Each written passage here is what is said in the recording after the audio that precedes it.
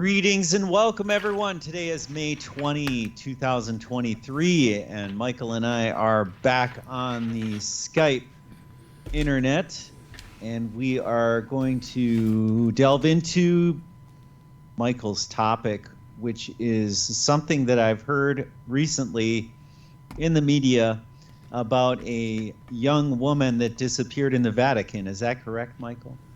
Yes, hello Brett, hello dear listeners, we're back, and this is a kind of an addition to the forerunner of the Kennedy conspiration sessions. Yes, I found it very interesting, and I would like to share some thoughts with you.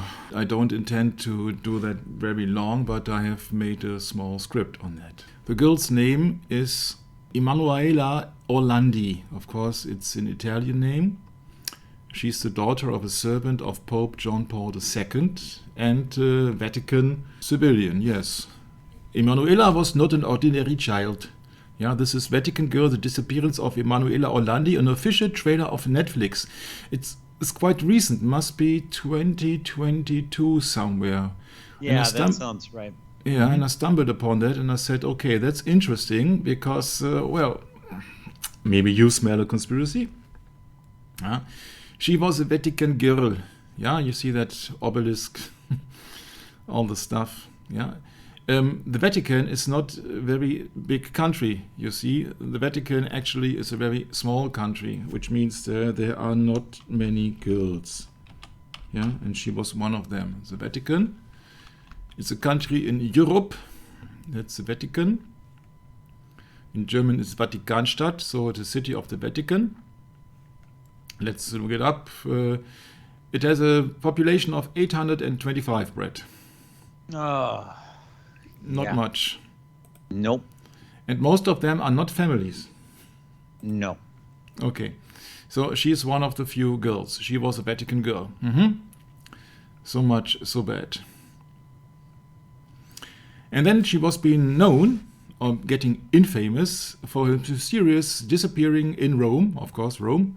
Or the Vatican. Vatican is a part of Rome. On the 22nd of June, 1983, Brett. That's a long time ago. It is Wednesday, and it's summer holy days. And I said, oh, that's interesting, because usually people would say, oh yeah, oh that was then. That's a long time ago. Okay, so they got zero result. There are many speculations. Then they were restarting the investigations in May 2012, but without any success. In October 2015, the Italian justice, they were stopping any investigation once for all, but they have restarted that in 2019. Blah, blah, blah, blah, blah. So, on Wednesday, the 22nd of June, 1983, yeah, she was going by bus to a music school. So she was a musician.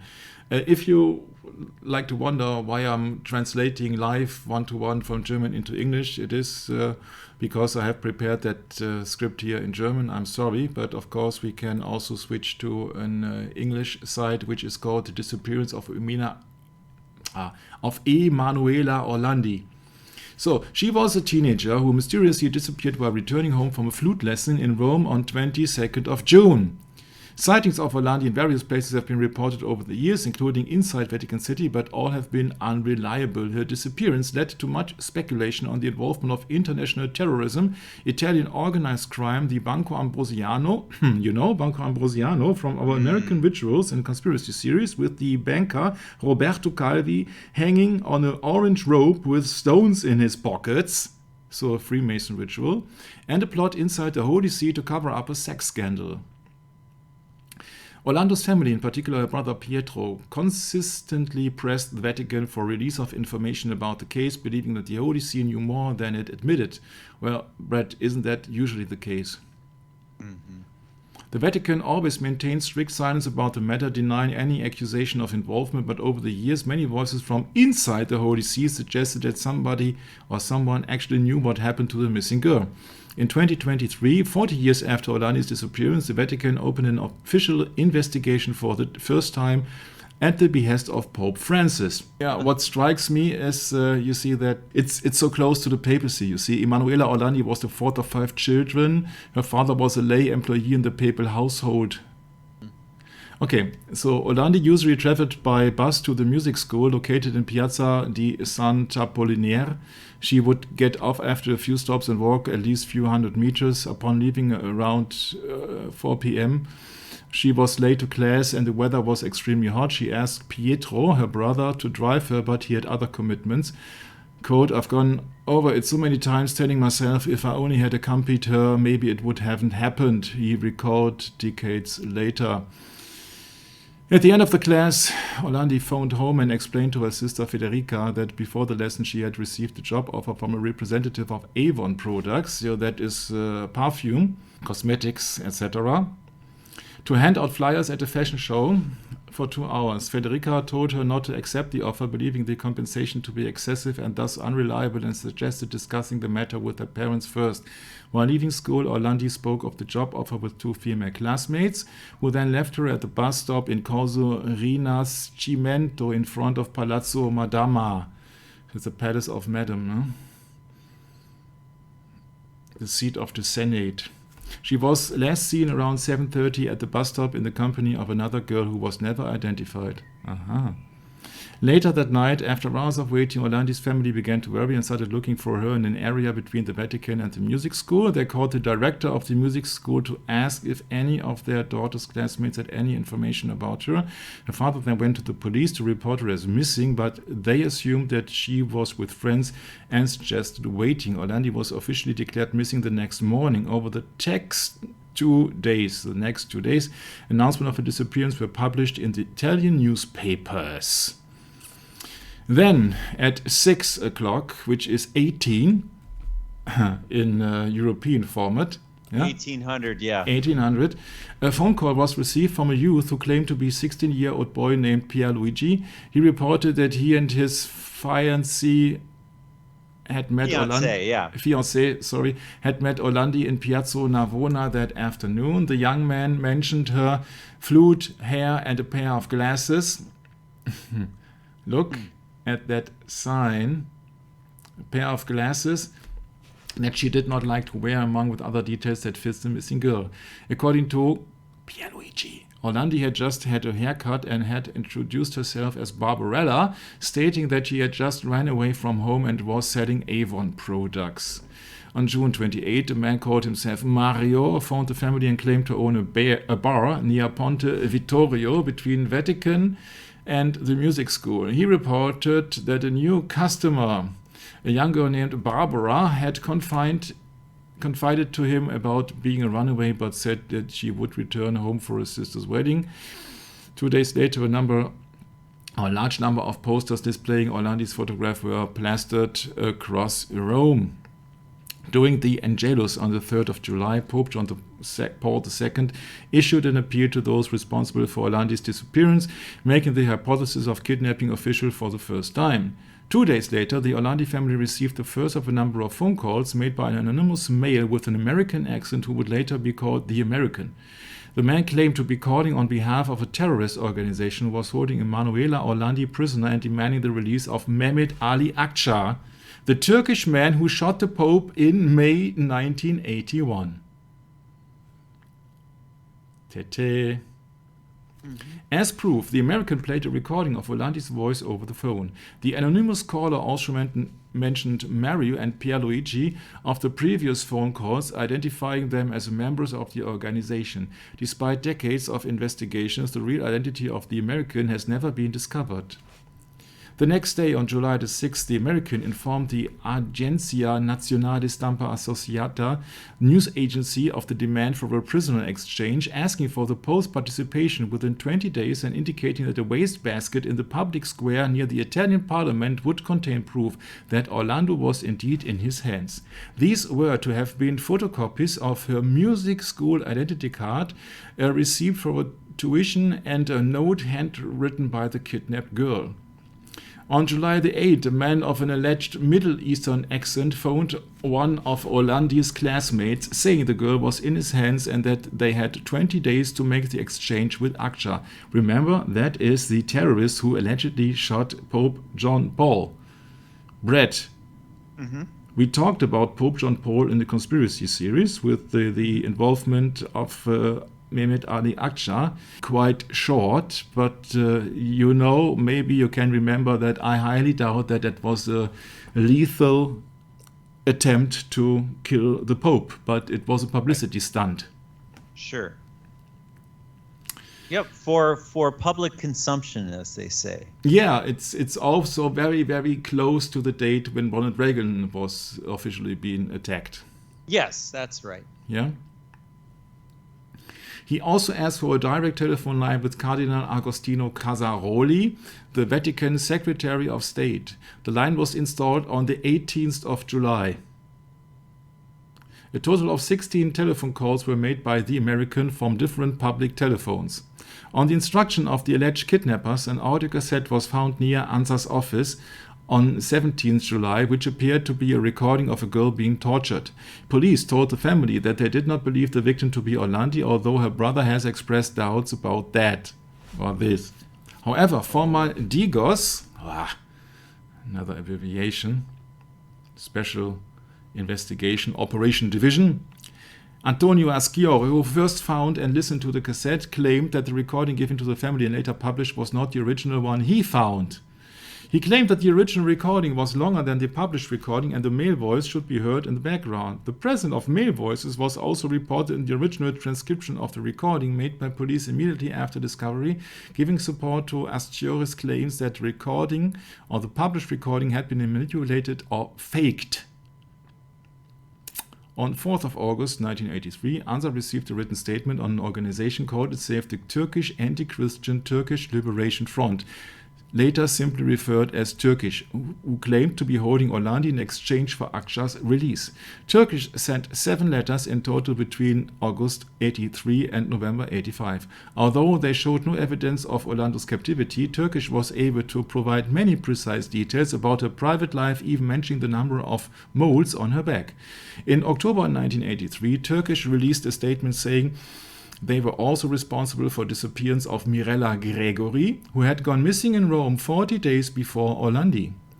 Italian President Sandro Pertini made a public appeal for the girl's release on 20 October 1983, linking the two cases in the public consciousness. 14 years later, in 1997, the first investigation of the Orlando case was dismissed by the public prosecutor of Rome due to a lack of new evidence. In 2013, after a few days after his election, Pope Francis met the Orlando family after a mass and told them that, quote-unquote, Emanuela is in heaven, implying the girl's death. According to the family, this statement was proof that the Holy See knew what happened to Orlandi, despite the Vatican claiming over many years that it was not involved in the matter. Pietro asked many times to have a meeting with the Pope in order to ask for more information, but the Vatican never replied. Are you surprised? No. No. No. Of course not. Because if somebody who is listening to this broadcast here would have followed the conspiracy series, especially the last 3 ones, we were talking about secret services. Yeah. So you can go into endless theories, yeah, about Turkish, Stasi, KGB, about anything else. A former Stasi, so that's the secret service of former Eastern Germany. Günter Bosak said that the secret services of East Germany used the Orlando case to create a false connection between Aksha and the Grey Wolves in order to divert attention from investigations into the theory that Aksha was actually involved with the secret service of Bulgaria as he prepared his attempted assassination of Pope John Paul II. According to Mr. Bosak, it was the Stasi who sent fake letters to the Vatican written in Turkish or Italian in order to make them believe the Grey Wolves were holding the girls captive and wanted Aksha's release. Bonsak said the order for this operation, called Operation Papst, so Operation Pope, came directly from the KGB, speaking of the Russian secret service of that time.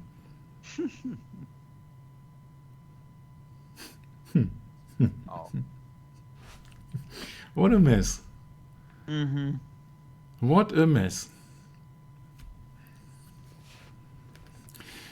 In 2005, an anonymous caller to the Italian television program Ci l'ha visto said that to resolve the Orlando case, it was necessary to look who was buried in the crypt of the Basilica di San Apollinare in Rome. It was discovered that the crypt contained the grave of Enrico de Pedis, leader of the Roman gang Banda della Maglia.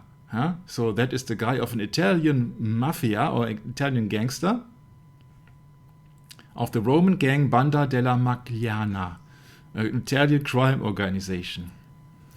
A controversy arose as to why De Pedis, a violent criminal, had been buried in the crypt of a major Roman basilica. Brett, I know of many violent criminals who have been buried in crypts in Rome.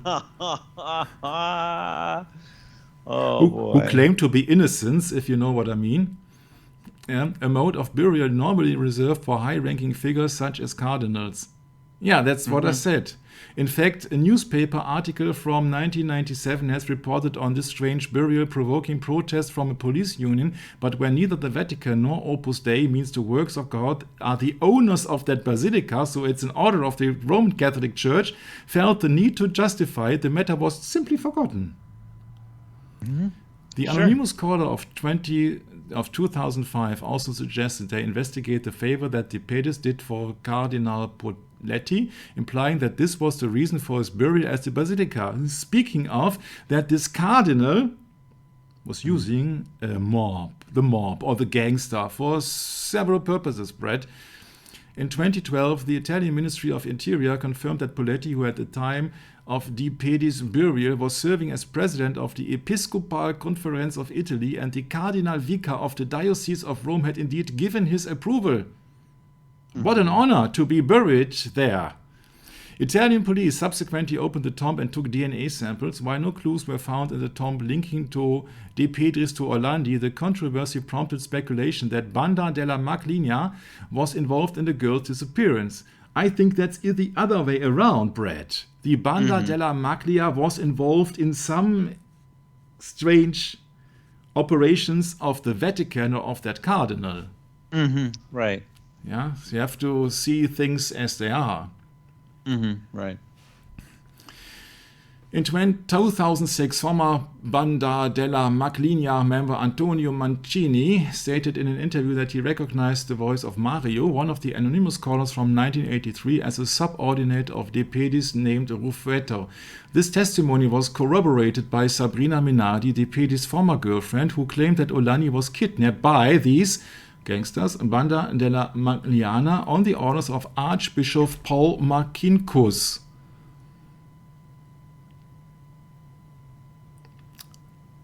The disgraced former head of the Institute for the Works of Religion, Vatican Bank, commonly known as the Vatican Bank. So the Institute for the Works of Religion. So their fruit spread has something to do with money.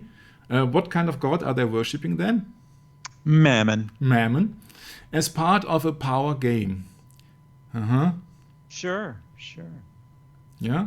On Archbishop's orders. Minardi also claimed to have held a drug Orlandi captive in her apartment in Torvaianica for several days before moving her to another apartment in Rome. She added that she was instructed by De Pedis to drive the girl to the Vatican and deliver her to a man dressed as a priest.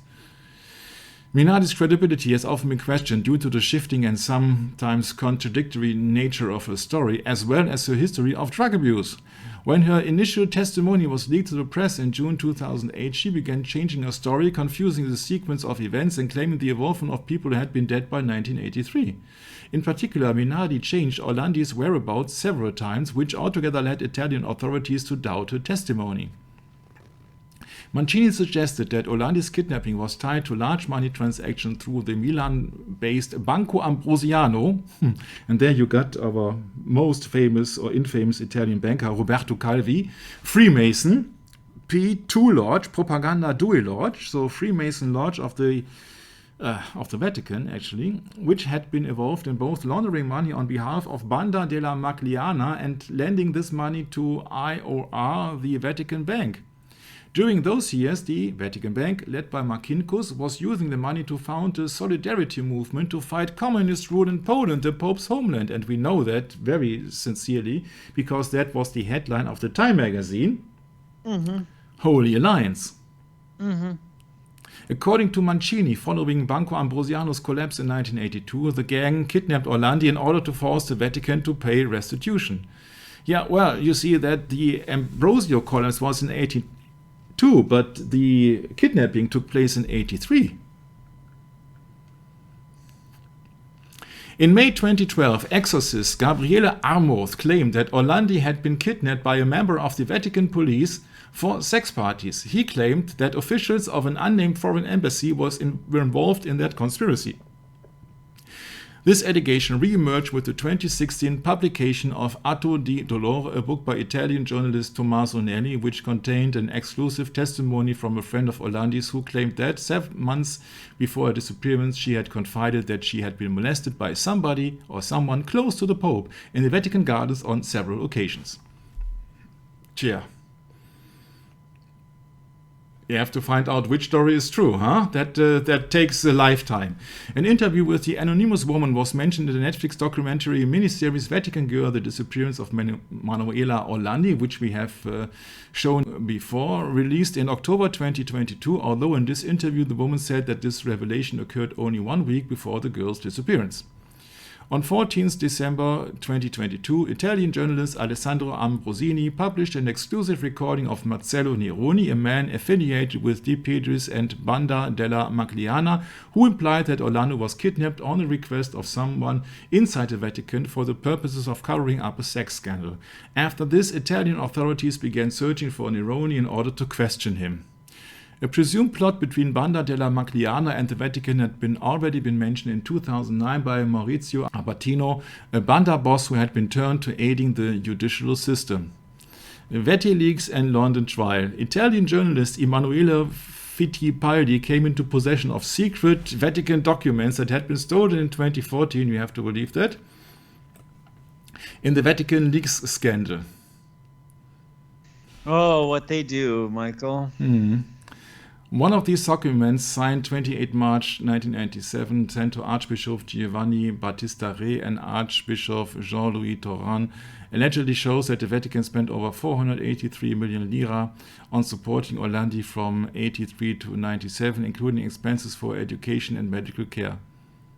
The document suggested that Orlandi had lived in London under Vatican protection for several years and that her remains had been sent back to the Vatican following her eventual death.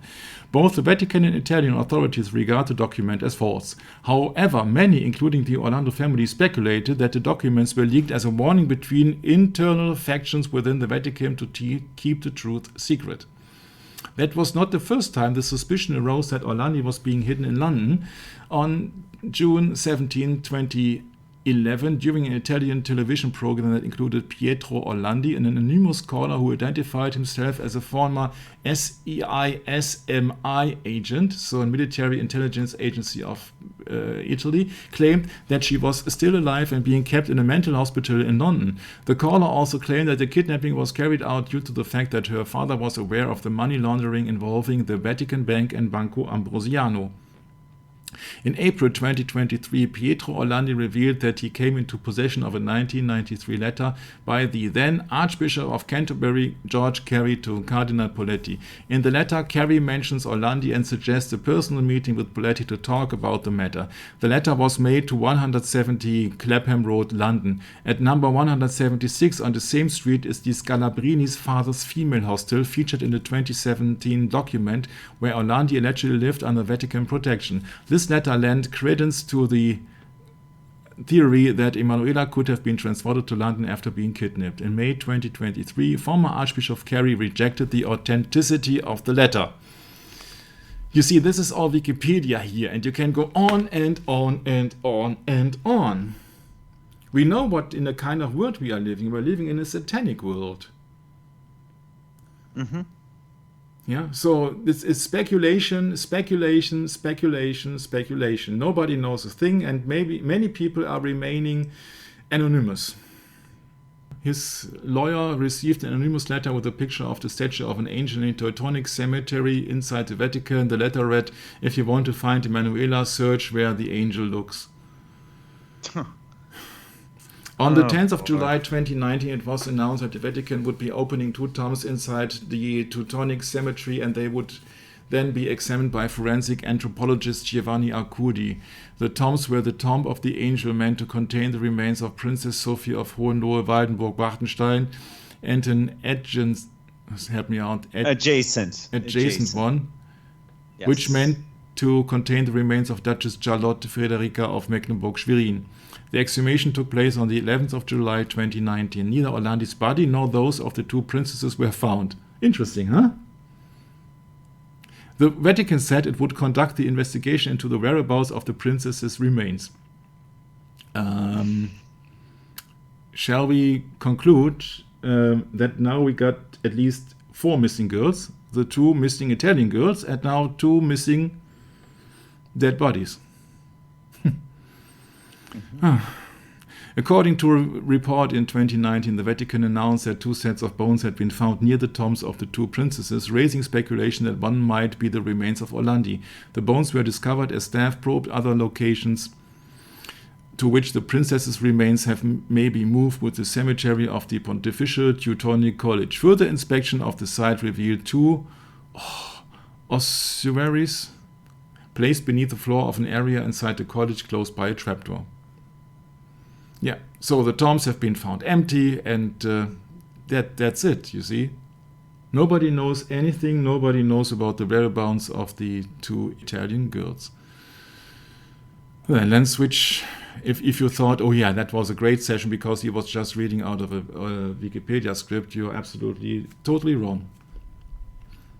Let's sort things out. First of all, we can't rely to anything, even to that part that everything can be made up. These people who have been dealt with here were employees of the papacy, Brett.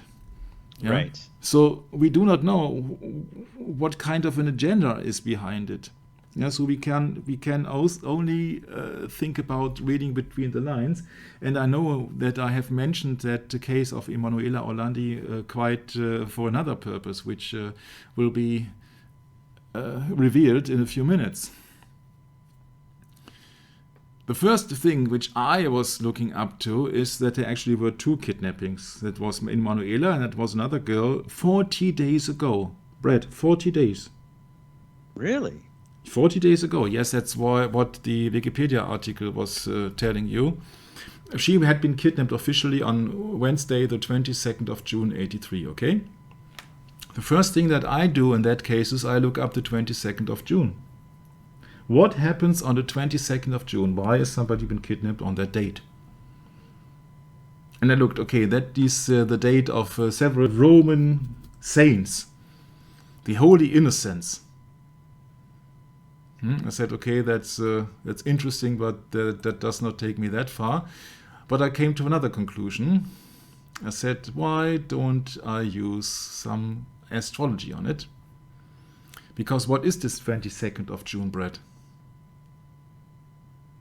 You said, what was it? The 22nd of June. In the Roman calendar? In every calendar. Oh, is that equinox? Yeah.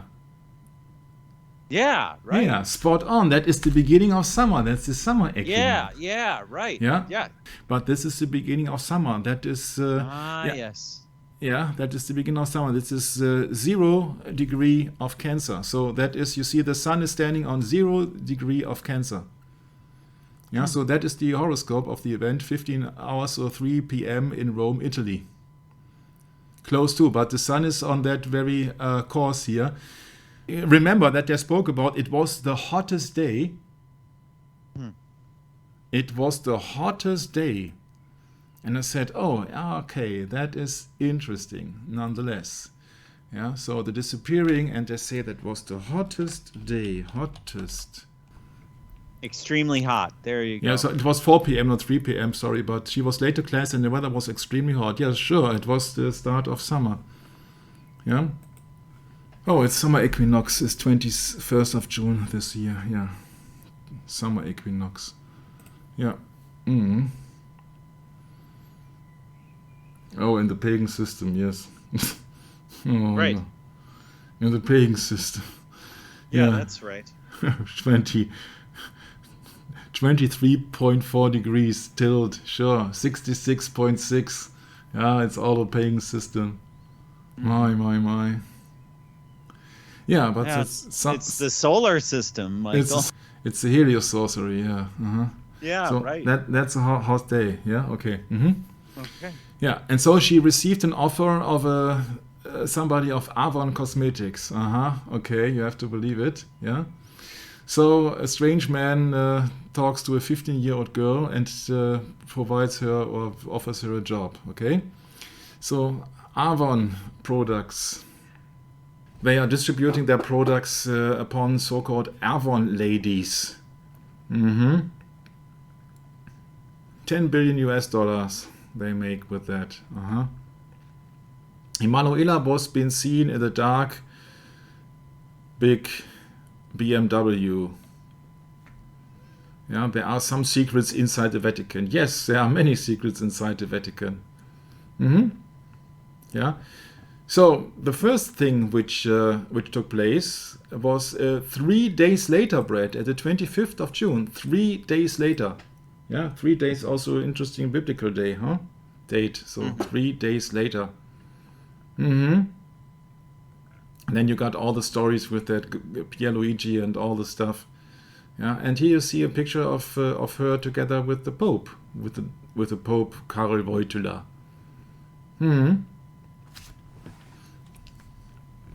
Isn't that interesting, the contrast to that photo? The one woman to the immediate left has got a frown and the other has a smile, kind of laughing. Strange. Yeah. And also it's been known that many people in the Vatican are child molesters. Yeah, it's been known in the Catholic Church. Yeah. And you see, these are the so-called witnesses. They pumped her full of drugs. Yeah, but you see that the credibility of all the witnesses and all the people is just... it's not. They have no credibility. Yeah. So the Pope says, please search for the girl, and indirectly he was implying that she was being kidnapped. Yeah, people question, where does he get this information? Yeah, well, according to the Global Vatican by Sir Francis Rooney, for example, the Vatican is the head of all secret services, so they know exactly where everything has been planned and who is planning what. Yeah. So if somebody And why? Yeah. And why? Yes. If somebody knows anything, then it's the papacy or it's the Vatican it's the Vatican intelligence. But the thing is, isn't that interesting? You have the Pope dressed in white, and then you have the head of the Counter-Reformation dressed in black. You know, the Jesuit general. Yes. And the Jesuit general is the one that really knows what's going on, and the Pope is just administering the Eucharist. Yeah, that's the traditional role. If you ask several people, you get several opinions about that. Well, not anymore, obviously, because Pope Francis is a Jesuit. As they are both Jesuits, you see, I think that the difference is quite marginal. Yeah. Yeah, of course it is. But you see, just you play both sides. You play the way we're trained, though, Michael. We are trained to believe that the Pope can do no wrong. You know. So when it is about Mehmet Ali Akşa, who allegedly had done that assault on the Pope in 1981. Yeah, if they claim that he was involved with the Bulgarian secret service or what else, you see that futile information, because all these secret services have been controlled from the Vatican. They are putting the strings on every country. We know that. So that is just a deception. It's another deception here. Yeah, so the Vatican will get in touch with you, and the first seconds of the call from the Vatican were only being submitted, but the call was not been totally transmitted, so it's useless. So of course it's useless. We are talking about a satanic organization, so-called the Roman Catholic Church, with an obelisk in the midst of it, which is the shaft of Nimrod, actually. Some say it's of Osiris, but that would just be the derivative in the Egyptian Freemasonry belief, or in the mysticism of the Egyptian pagan belief mysticism. But you see, that's actually an Egyptian obelisk in the midst of St. Peter's Square. Come on. Yeah, of course it's a sex religion. That girl at the age of 15 had been kidnapped for being molested is not far-fetched, of course, especially when it happens in the Vatican. Yeah, but to blame it then on some secret service and in exchange of the terrorist Ali Aksha, you see, yeah, do you see any blood, Brett? Yeah, he was supposed to be shot in the stomach. Yeah, do you see any blood? It's the same missing of blood as is in the case of Lee Harvey Oswald. Right, it's all acting. It's all acting, yeah. So there is no exchange, because you see that Ali Aksha and also the Pope, they are in it. Yeah. So this is just a distraction here. Yeah. Mm-hmm. If it is the KGB, CIA, or the Sicilian mobster, you see, these are all working together in the Vatican, controlled by the Vatican. Yeah, so they're just pushing somebody in front and said, okay, now it's you are to blame, now it's the Bulgarian Secret Service, then it's the East German Secret Service, then it's the KGB, next time it's the CIA. Yeah, and people will be tossed around until they say, oh, can't stand it anymore. I'm just simply like to watch soccer. Yeah. Yeah, but E. Howard Hunt, remember? He said the Jesuits have formed the greatest intelligence service. Yeah, the true name of the Vatican clandestine intelligence service is Santa Alianza, Holy Science. And doesn't the Wikipedia article speak of the involvement of Reagan and the Pope when it comes down to the Polish Solidarność movement to get rid of the Polish government in the 1980s? With much money in the bank, in the Vatican bank, through Banco Ambrosiano. That's why these Roberto Calvi had been sacrificed, because he knew too much. So if you really know that it is just coming also from the intelligence service, from the Vatican or from the Jesuits, yeah, then it's very clearly. It's very clear. It's like in the case of Kennedy. Yeah, when you see that they don't tell it right in the face, they tell it just to the initiates. Yeah, they know what 313 means. The serpent beguiled me and I did eat. Yeah, or in other terms,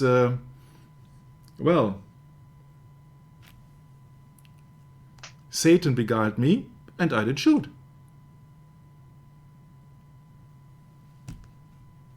If you find that far-fetched, you haven't seen our 50-plus sessions on Kennedy yet.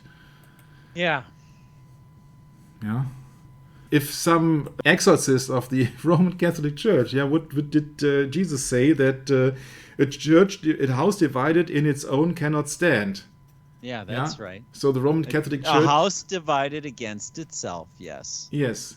And this allegedly exorcist Vigano says President Trump is a divine tool in the war against the children of darkness. Sure. Yeah, it's hilarious. It's every time hilarious. Yeah.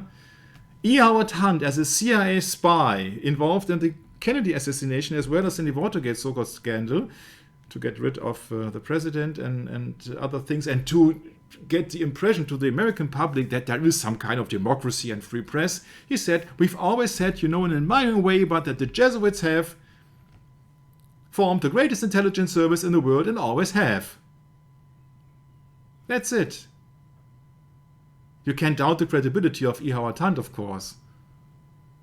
But there is so much evidence. Yeah, think about the Nazi red lines. Yeah, RAT, the red lines like the mouse. Yeah, the red lines, where they have gotten rid of all these people, of all these Nazi criminals from Germany to the Vatican, or actually through Switzerland, most likely, and then to Spain, and then to Argentina. Why Argentina? What was the land where the Jesuit Pope has been coming from? That's Argentina. Jose Manuel Bergoglio. That's the actual... See, they can't teach this to anyone. You simply have to study it for yourself and figure it out on your own, because you're not going to get any help. No. Because guess what? People don't want to go against the apple cart. You know how they say, don't disrupt the apple cart. Then none of us will get fed if you do that. Yeah, that's how we thrive on conspiracy, Michael. But don't say that. Don't get everyone all rustled up now. Just keep it to yourself and keep your lips shut. Be a good little secret society member. You know? Whom to believe? You see that all these people are actors, like here Jesse Ventura, foremost a wrestler, then an actor. Oh yeah, you remember Jesse and Ventura with his jacket that has the double-headed eagle. Yeah, the eagle on the back. Yeah. Yeah. If that isn't a sign, I don't know what is. It must be a Freemason reference, then, huh? Or a Roman eagle reference, actually. Yeah. Yeah, right. For example, he says there's a book published, JFK the Unspeakable, that has been discovered in the Vatican that Kennedy and Khrushchev had secret meetings or secret calls for those unknown in their respective governments. And that's a blatant lie, because you see that in the Vatican it has been discovered that Kennedy and Khrushchev had secret talks. Yeah, why? Because the Vatican is controlling all the secret services in the world, also including the CIA. So the CIA knew from the Vatican that Kennedy was trying to get rid of them, really, because he got it in direct contact to Khrushchev. And according to that book that Jesse Ventura here is quoting, I have read that book particularly. Both has agreed to end the Cold War in 1965. Imagine how the world would be like today and what happened. Kennedy was killed in 1963. The Pope was dying on cancer in 1963. And Khrushchev had been getting rid out of the office in 1964. There were people who wanted the Cold War, and what did we get? 20 more years. Yeah, so that was his speech. I had just translated into English, but it is available nonetheless. But the thing is, though, everybody can write a book, and that does not tell about the credibility of the author, and of course not about the credibility of Jesse Ventura, because he's, of course, also a puppet on a string. He served an office in the United States government. Come on. Yeah, that's right. Yeah, but and to top it all off, he had a series on television called Conspiracy Theory. Yeah. Gee. The big difference is that we do not that we do not make any money by doing that here. We're doing it out of service for the Lord on Sabbath. Yeah, so we are not publishing any books or so that we get any money, but we are doing it out of love for the Lord. And why Kennedy was getting rid of is just about that he proposed the separation of church and state. Yeah, that's what he got killed for, because as a Catholic he had to obey the Pope. And the Pope as the supreme ruler of the world, according to Dictatus Papae, according to Unam Sanctam, to all these papal bulls. Yeah, otherwise he would not be a Catholic. That means automatically that he was a heretic, and so that he has been gotten rid of. Yeah, everybody could kill Kennedy without any restriction, according to the own Vatican papal laws. So, the name of the Vatican's own clandestine intelligence service is, according to Church Militant website, Santa Alianza, means Holy Alliance. So they are into politics. And into money, of course, because to erase some kind of a so-called workers' movement in Poland in the 1980s called Solidarność or Solidarity. Solidarity these days were extremely popular. Everybody who has not been getting the shot bread in Germany has been accused of you have to do it out of solidarity for love of the people. Mm-hmm. It's an act of solidarity to get the shot. Sure. Yeah, Another this is Roman solidarity, Catholic. huh? Mhm. Yeah, solidarity in the New World Order. Yes, solidarity with Satan. Yeah, Yeah. exactly. Yeah, and so they claim that the Ali Aksha, the alleged assassin on Pope John Paul, he had an order of the Bulgarian Secret Service. That's hilarious because it's once and for all the biggest and the greatest and the headquarter, the HQ of all secret services is in the Vatican. Yeah, so it is another deception here. It's another deception. That's totally deception. Everything about Ali Aksha is deception. Yeah? If it is Bulgarian, German, it's deception. There was Operation Pope in the documents of the East German Stasi Secret Service. Yeah, there are many documents, and you can fake and forge any document. That's not a problem. And in that is also the case of Emanuela Orlandi, yeah, who had been kidnapped for. And the blame on it has been put to Turkish Muslimic people. Sure, you can toss it and turn it around. 1 month ago, another young lady in Rome had been kidnapped. Yeah, it's always young ladies. It is not young girls. It is young ladies. Interesting, huh? Yeah. So nobody knows a thing. Yeah. Yeah, and if it is CIA or another thing, that's not a problem. And yeah, when the police looked to the wastebasket near the parliament, guess what they found? Not another Bible like Mr. von Tischendorf read, not the Codex Sinaiticus. Yeah, if anybody should really think about that, that story is true, that von Tischendorf found the manuscripts of the Codex Sinaiticus in a wastebasket in some monastery, I can't help it. I can't help it. These are modern fairy tales. You think about the stupidity of the other monks or what? Yeah. Yeah. Well, the problem is that people just buy it. Yeah. They don't look into it. They don't research it. Look at this man. Oh, this manuscript makes so much more sense than everything else. Yeah, right. Sure, it does. Because you're getting paid to say that.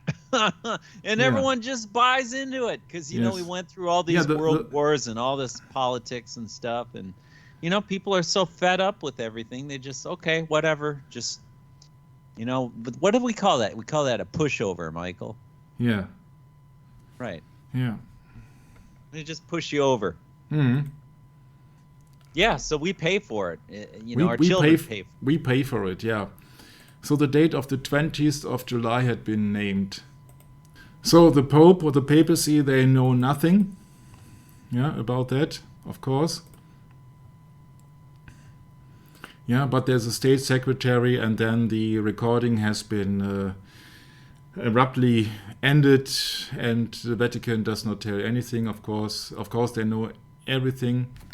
Yeah, and the Vatican is ordering the Secret Service of Italian, but not only of Italy, but also of another Secret Service. So everybody knows that the Vatican is involved in that, but nobody knows anything.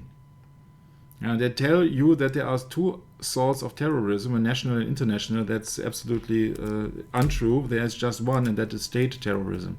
Yeah, all this terrorist attack has been made by states to Hegelian dialectic to fear people and to have a certain mindset, a certain frame that people have been feared and they wanted to be protected from the state. So that serves a certain purpose. Yeah. So it is, of course, the involvement of the mafia or the mobster and these gangsters as well as with the Vatican. And there you have already a connection between organized crime and the Vatican. Yeah. That's so obvious. You can look up this documentary, by the way. Yeah, you can look up the documentary on your own from Netflix. Yeah, but it's just a BS story. Yeah, because they will put you in the same line as Kennedy. They will put out some information 2 years later, and then 2 years later, and somebody knows something, and somebody is calling. Then another anonymous caller is coming in. And I don't buy anything of that. Yeah. And I know why, Michael. And I know why. Because you've looked seriously at the what do we call it? The extreme oath of the Jesuits. Mm-hmm. And when you do that, you do the research and look into the full text, you realize that it's basically, again, a matter of opinion. And that, in order to allow a religious organization, an institution to produce something to this manner and to conduct it without any investigation is absurd. And it's sad. I mean, that's the kind of world we live in, is you have a harlot that the Bible calls this system a harlot. And it is, I mean, we are well into the last days of it, I think, Michael. Who knows? It could be years in advance of, there might be pushbacks and there might be setbacks, and the worldly timeline might change, but the prophetic timeline will never change. Once the prophecies are fulfilled, then it's done. We're getting close, no doubt, but who can say how close? I can't tell you. No, I think that nobody can, and that's also good. But we are not here to be prophets. We are just here to try to shed some light on these events that are happening. You see, when Pope Francis tells the parents that Emanuela is now in heaven, he surely has to know something. Yeah, if that is correct statement, yeah, he surely has to know something. But that's also not my point. I'm not particularly interested in this Emanuela Orlandi case if it would not serve another purpose. Yeah. So the Vatican officially had spent 340,000 euros for the education, and nobody knows anything. You see, they can't rely on any sources. You cannot doubt the official sources, and then you can believe the alternative truth. Yeah, you see that these are all coming from the same source. Actually, it's all being controlled by the Vatican. Yeah, so they are playing tricks on you, good versus bad, or truth versus lie, or what else, and I black versus white. Yeah, black versus white. Yeah, so you see that is just to undermine in the long run maybe also the credibility of the church. It's what I say in the beginning, that they will come up with a new church with so kind of for example, an artificial Mary on top. Yes. And if you think that is far-fetched, then you see the first female robot is called Sophie, like sophistry, yeah. And Sophie means wisdom, yeah. That's artificial, yeah. That's Sophie. Yeah, and she is an official. She's a civilian of Saudi Arabia.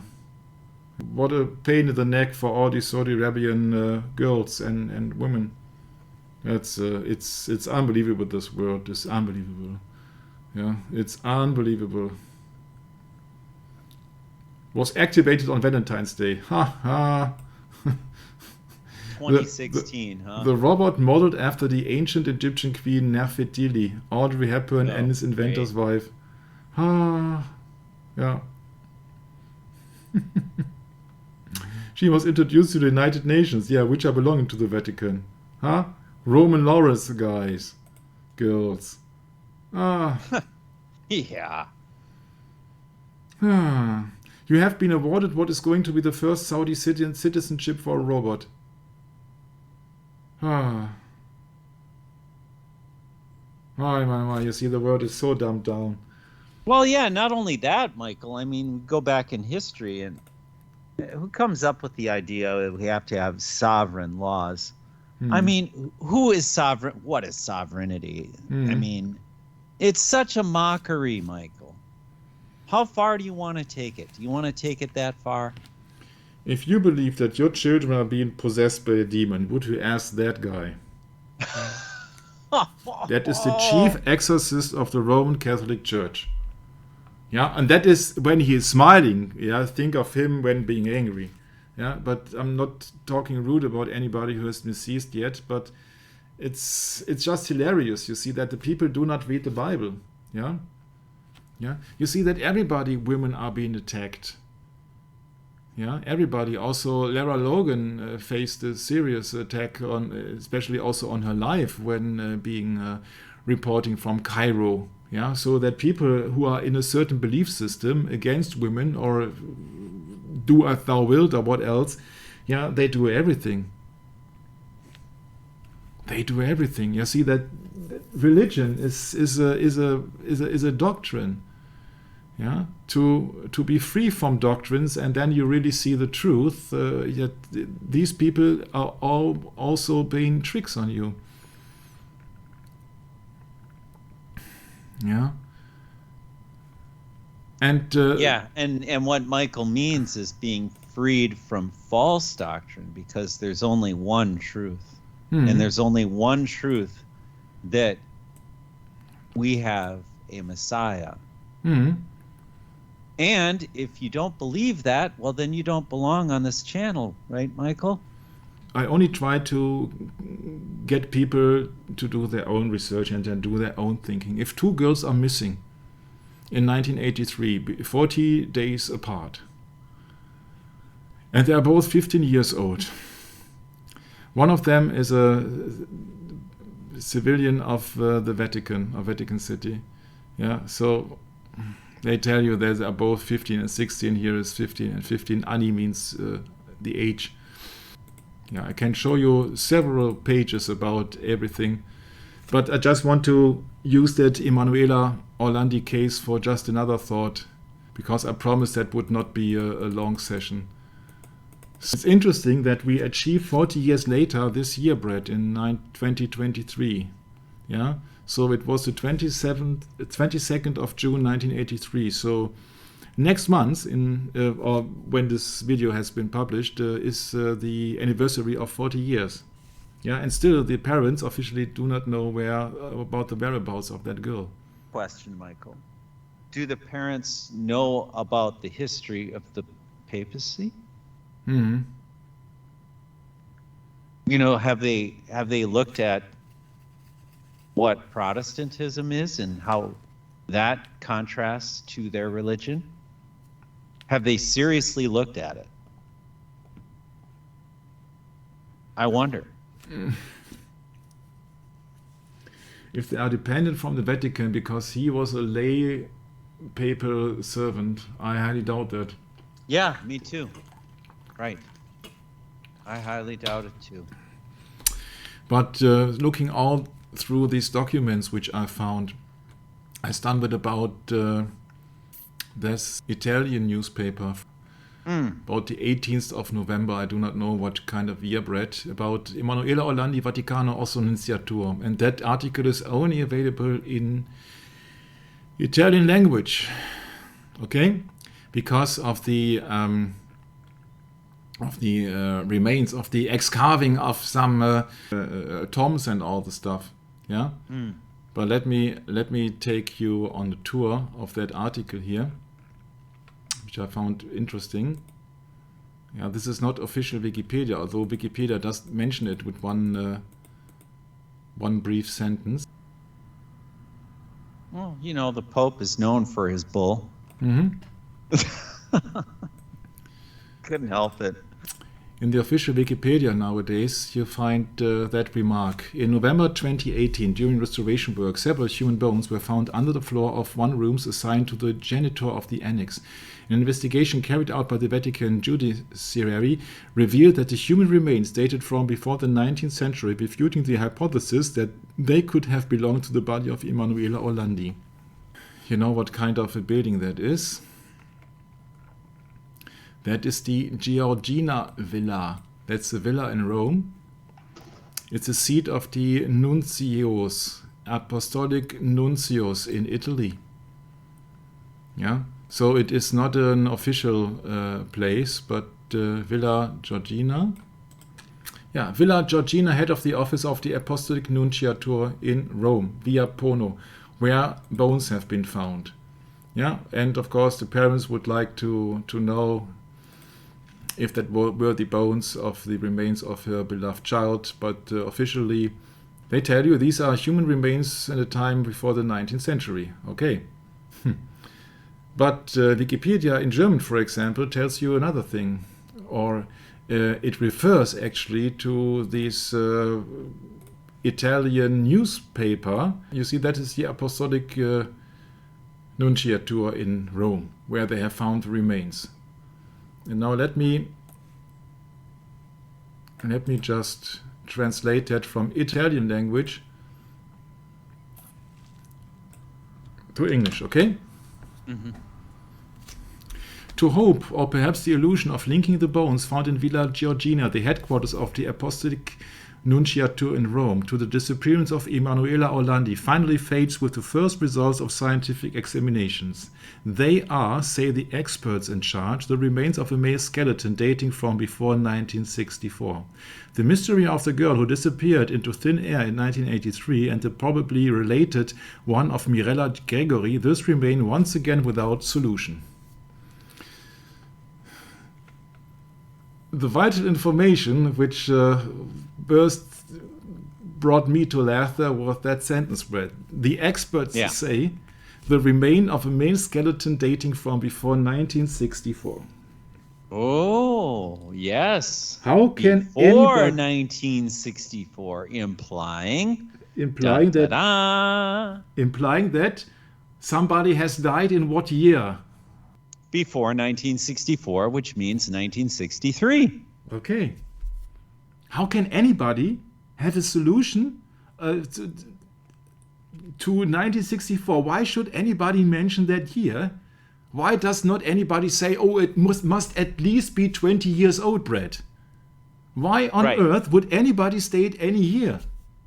Because they're admitting to you something. They're admitting to you something. And I told you before, I knew that some months ago when I was doing that research here. And you know, who was the most famous one who was being killed in 1963? Yeah, there you go. There you go.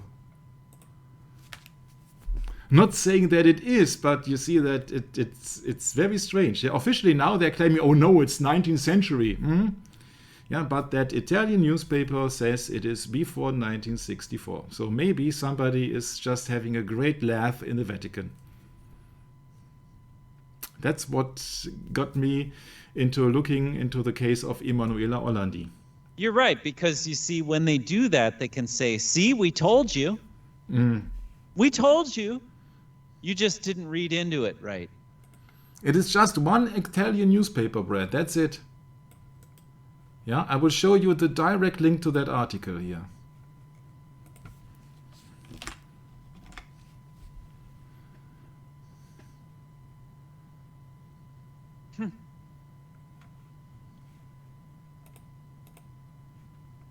Yeah, it's these days, you see, it's just for your protection, that you don't get any information in time. Yeah, this is the article here. Skelettro, so maybe skeleton, maschile, so male, yeah, risalente a prima del 1964.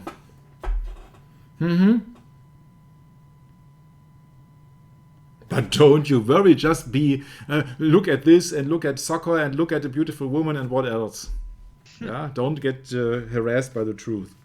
Yeah, so I can only offer this because I'm not an authority that I could now interview somebody from an Italian newspaper. Yeah, so you have to stick with it. But you see that kidnapping girls in the Vatican, Pope says that, oh, sure, she's in heaven. Nobody knows a thing. Putting the blame on any Secret Service, although the Secret Service are being controlled by the Vatican himself. And then an Italian newspaper who tells you that, oh yeah, the remains under the Apostolic Nunciature in Rome, they are belonging to a male skeleton who died before 1964. Yeah, so that is the case of Emanuela Orlandi. Yeah, and yeah, just keep busy with clothes. Yeah, and or you see that you've been bombarded with useless information.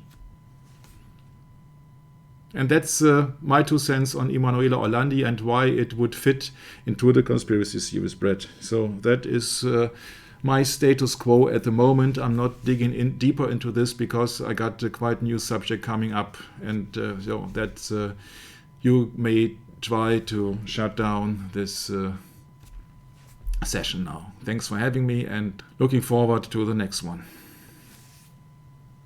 All right, Michael. Yeah, thanks for putting all the research into it, all the thought and time it takes to read all the articles. And, in this day and age, we don't really get much help. And it's great to know Michael, because Michael comes at it from a very interesting perspective. And really appreciate your time and energy, Michael, and look forward to the next sessions coming up. And I hope everyone's doing well out there. And yeah, the Minnesotan here, huh? JFK painting. Oh, they tell you right in the face if you know their language. Go ahead, Michael. Why should they display that kind of a picture? We have talked about it in the earlier conspiracy theories. Why would they show such kind of a picture, for the Vatican, when it does? Oh, it's simple. The Scarlet Woman. Yeah, sure. Well, she's wearing pink, drenched with blood on her feet, like the red shoes, like the red shoes, Brad. Ah, yeah, the heretic. Yeah. The shedding of the blood of the heretic, like in the extreme oath of the Jesuits. Yeah. Mm-hmm. Right. Well, I mean, look at the way she was rewarded. Mm-hmm. She served her purpose. Yeah. Jackie served her purpose. Yeah, and she was instructing the doctors to shut off the life support of JFK's brother Robert Kennedy as well. Right. Mm-hmm. And afterwards, she married a billionaire. Mm-hmm. Yeah, so from millionaire, Jack Kennedy, to billionaire, Knight of Malta, Aristoteles Onassis. Yeah. What a world. Yeah, that's right. That's the world we live in, Michael. If you once have figured out that the book of Revelation talks about the Church of Rome, when it talks about the Babylon the Great, Mystery Babylon the Great, then everything is really connected. Yeah, Revelation 17 and 18, I love the way it starts out, with and the angel that had the 7 vials came and talked with me and said, "Come hither, I will show unto thee the judgment of the great whore who sitteth on many waters." Yeah, I was thinking about that verse yesterday as I was driving through St. Paul. And seriously, I view where I live as a very, very, very deeply embedded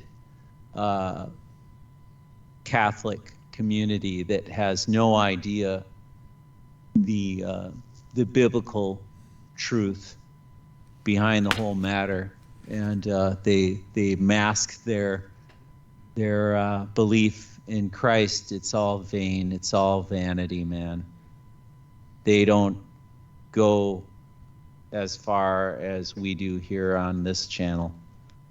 And sadly, I think the rest of the world is very much entwined in this. And we're just seeing a world that has been so cloaked in Catholicism, Roman Catholicism. It's really something. It's amazing. I'm amazed that the Lord has revealed it to us, Michael, and I'm very grateful for that. And we'll just close down the session on that note. Thank you, Michael, again for the conspiracy series and looking back on it. And that might be the end of it for the conspiracy series. We might touch on it again if something comes out in the near future. And I know that Michael has expressed concern over, was it Robert F. Kennedy Jr.'s bid for election in 2024? Yeah, we will look upon that with great concern, because Robert F. Kennedy Jr., of course, has controlled the position. Yeah, right. Of Yeah, course. and you see that then when in the article of Emanuela A, it's been called or been named or mentioned that the skeletons remained to a male body died before 1964. I said, come on, that's it at least it's very strange. It is very strange. Yeah, because you see that 1963. Uh, do your own research. Do your own research and come to your own conclusions that the Bible is always correct and that the only path to salvation is not John F. Kennedy. And it will not be John F. Kennedy or Robert Kennedy Jr. Yeah, the only path to salvation would be Jesus Christ, Yeshua HaMashiach. Yeah, that will be the only path to salvation. Yeah, you can spare out any election and ignore any television. Right. Yeah, it won't help you. It just keeping to deceive you into this material world where everything is money and power and glory and fame and do what thou wilt. But this actually is the story of the Vatican involved in another conspiracy. So much I think you can agree. And the Vatican involved in another crime, which the Vatican is not willing to solve yet, after 40 years. What do you need to know more about this Roman Catholic Church? They have their own bank. Yeah, Jesus said you can't serve two masters. Either you can serve God or the mammon. Yeah, they have their own bank. You see, that is so obvious. But usually people have 70 or 80 years on their back.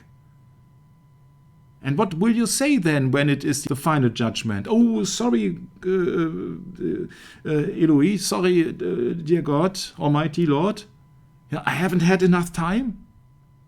Or what? To read the Bible, to understand, but we know that we can't pull anybody to the Bible. They have to be pulled by God himself. So we can only show you what this world is about and where all the mess started. And the mess, of course, started in the Garden of Eden with the forbidden fruit.